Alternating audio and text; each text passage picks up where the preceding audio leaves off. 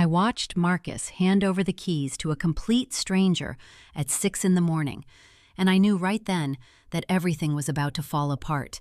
The guy was maybe 30, unshaven, wearing a jacket with a rip in the sleeve, and Marcus, my brother, the guy who'd built his vintage bookstore from nothing, was literally handing him the keys like he was passing a torch instead of surrendering his entire life's work. My stomach dropped. I'd driven over the moment Marcus texted me, and seeing it happen in real time made it feel impossibly real. "You sure about this?" I asked, even though I already knew the answer.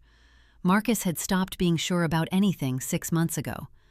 "Not even a little bit," he said, and laughed in that hollow way people do when they're completely shattered inside. "But I'm out of options, Danny. I'm completely out." The thing is, 6 months prior, Marcus had the kind of life people dream about. The bookstore, midnight editions, this beautifully renovated corner spot in downtown Portland, was thriving. Not making him rich thriving, but stable, profitable. The kind of business that let him sleep at night and actually enjoy his work. He put everything into that place, his savings, his time, his heart. Every wall was painted a deep forest green, the lighting was warm and intentional, and he'd built custom bookshelves that looked like they belonged in a museum. The store hosted author readings every other Friday. There was a leather reading nook by the front window that became something of a legendary spot in the neighborhood. And Marcus had Sarah. God, he loved that woman. They'd been together for 8 years, married for 3. She was a graphic designer, talented as hell, always laughing at his terrible jokes, and they had that kind of relationship that made other people believe in real love. They just put a down payment on a small house in Northeast Portland. Nothing fancy, but theirs. They were talking about kids, about starting a family. The dream was supposed to be solid. I used to visit the bookstore at least twice a week, grab coffee with him, lose myself in the aisles for hours. My life was a mess back then. I was going through a divorce, dealing with my ex's custody games over our daughter Emma, and Marcus's place felt like a sanctuary. He'd let me sit in the back office and just exist without explaining myself. And sometimes he'd bring me tea without being asked. That's the kind of person Marcus was. Generous, thoughtful, the kind of brother who shows up. Then Sarah started working late, just here and there at first, or so Marcus thought. She was designing a major rebrand for some tech startup downtown, and she'd mentioned needing to work past hours, collaborate in person, go over proofs. Marcus didn't think twice about it. Why would he? They were solid. They had plans. But I could see something shifting in him around month 3 or 4. He'd mention her late nights more often, and there'd be this tiny edge to his voice that wasn't quite worry, but wasn't quite nothing either. He started checking his phone more at the store, started asking me if I thought people just changed, if relationships could survive when people wanted different things. "Sarah seems distant lately," he told me one Tuesday afternoon in late September. We were reorganizing the poetry section. He always reorganized when he was stressed. "She comes home, we talk about her day, which is vague as hell, and then she's on her laptop until midnight. Says she's got deadlines." "Maybe she does," I offered, not wanting to feed into paranoia. I knew how that went. My ex had driven me insane with my own suspicions before she finally admitted the affair. "Maybe," Marcus said, but he didn't sound convinced. The first real crack came in early October. Sarah's phone buzzed while she was in the shower. She'd left it on the kitchen counter. Marcus wasn't the type to snoop normally, but something made him glance at it. A text from someone named Jordan. Just one word. Soon? That single word changed everything. When Sarah came out of the bathroom, Marcus asked her directly who Jordan was. She went pale. Actually pale. And instead of answering, she just shut down. Said it was work-related. Said he was being paranoid. Said maybe they needed to talk to a therapist about his trust issues. She flipped the entire thing around so fast that Marcus started questioning his own reality. But he couldn't unknow what he'd seen, and the more Sarah deflected, the more he pushed, and the more he pushed, the more she pulled away. Within 2 weeks, they weren't speaking except about logistics, groceries, bills, whose turn it was to take out the trash. Marcus spiraled. He'd come to the bookstore looking like he hadn't slept, and he'd just stand among his books like they were supposed to hold answers. He tried to focus on work, but customers would come in and he'd be in his own head, missing sales opportunities, forgetting to order new stock. His numbers started dropping. By November, Sarah had basically admitted it. Not in words, she never actually said the words, but she moved into the guest bedroom. She was on her phone constantly, texting someone with a smile on her face, a smile she hadn't given Marcus in weeks. He finally confronted her the day before Thanksgiving, and that's when she told him. There was someone else. She'd been seeing them for months. She didn't know what she wanted anymore, but she knew it wasn't this. It wasn't him. It was this, their entire life together, the house they'd bought, the plans they'd made. Marcus asked her to leave, or maybe she offered to leave. He was too numb to remember the exact words.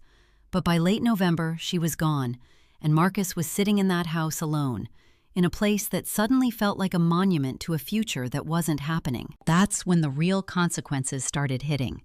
Turns out Sarah had a key to the business accounts. She wasn't malicious about it, but she also wasn't careful. And her new relationship? It was with Jordan Chen, a venture capitalist who'd been sniffing around the Portland small business scene looking for opportunities.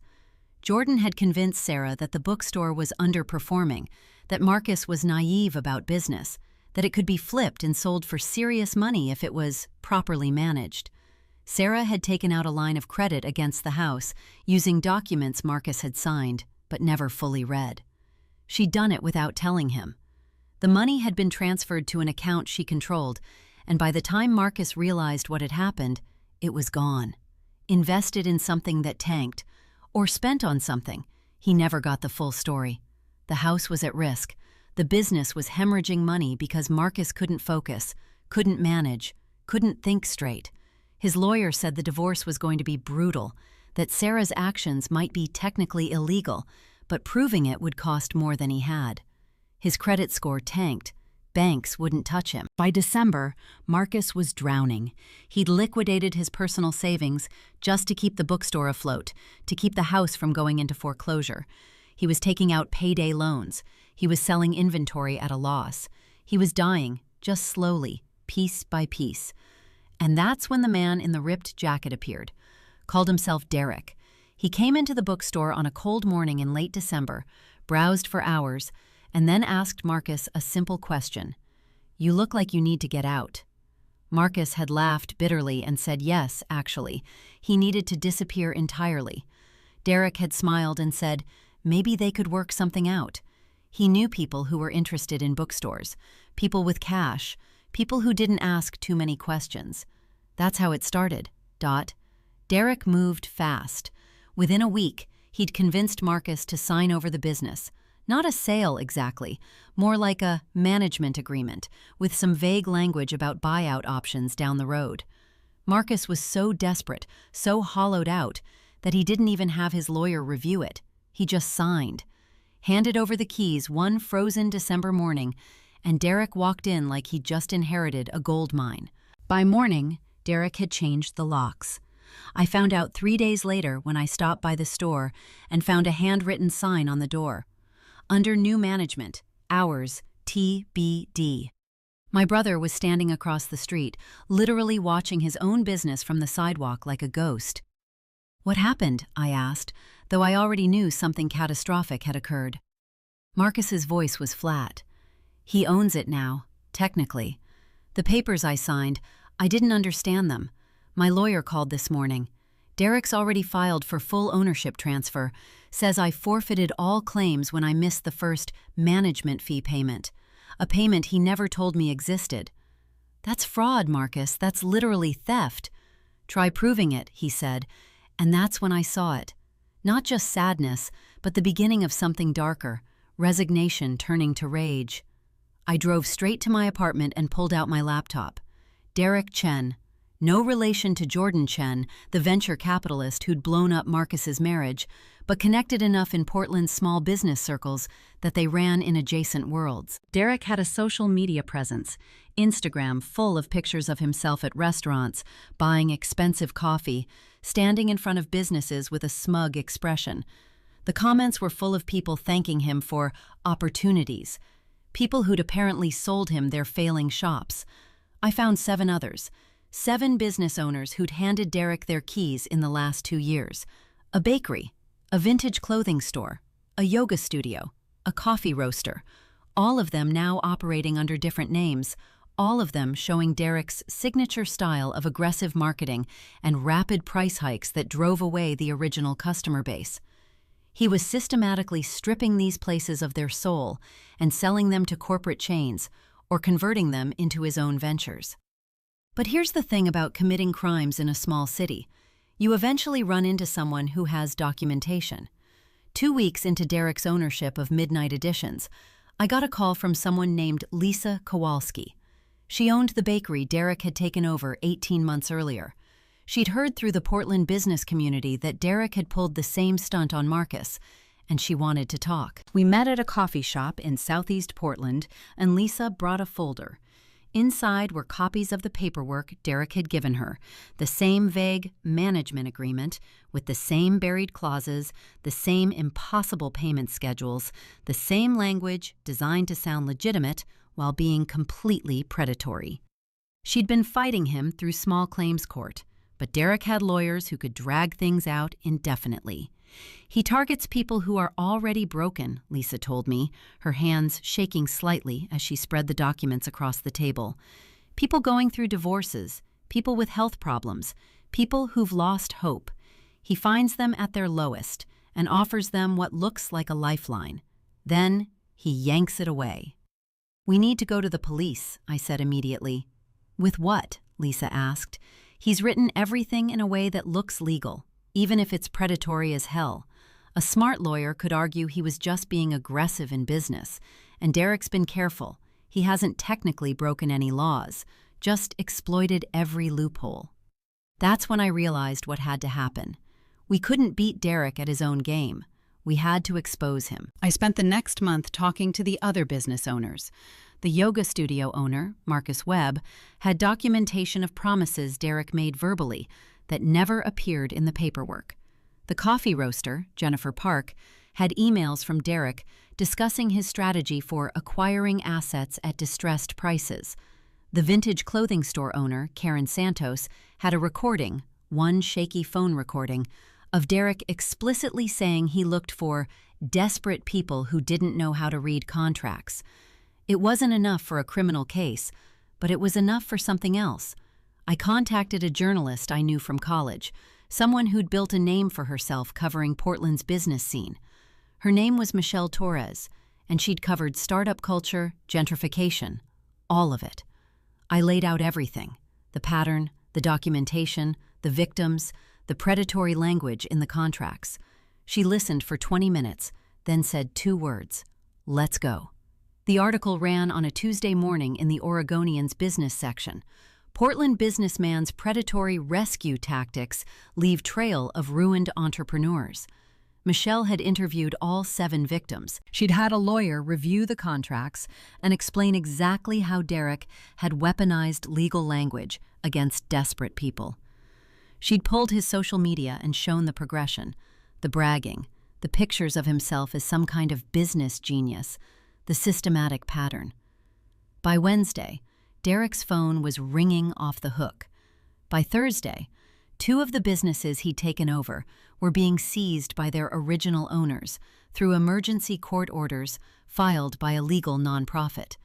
By Friday, he was receiving cease and desist letters from people who'd seen the article and realized they'd also been scammed. The best part? The state attorney general opened an investigation. Apparently, Derek had done this in Eugene and Salem too. 17 people total. And while the investigation would take months, the article had already destroyed him. His Instagram comments turned toxic overnight. Local business owners were posting warnings about him. Every restaurant that had hosted him before was quietly removing his pictures from their walls. Marcus didn't get the bookstore back. The legal situation was too complicated, and Derek, for all his crimes, had technically filed the paperwork correctly, according to how predatory contract law worked in Oregon. But Marcus got something better. He got his narrative back. He got people knowing he wasn't a failure, that he'd been hunted and trapped by a professional predator. More importantly, Lisa Kowalski got her bakery back. She and Marcus both settled with Derek out of court, settlements that Derek had to pay because his lawyers knew the media spotlight meant he couldn't win a trial. Karen Santos got her store back. Jennifer Park got hers back. Derek disappeared from Portland. Last I heard, he'd moved to Arizona and was trying to rebrand himself. But his reputation followed him. The article had been shared, quoted, referenced in business circles. He was marked. 2 years later, Marcus reopened midnight editions in a smaller space 3 blocks from the original location. It's not the same. It can't be, because he's not the same. But it's his again. The leather reading nook is back. The author readings are back.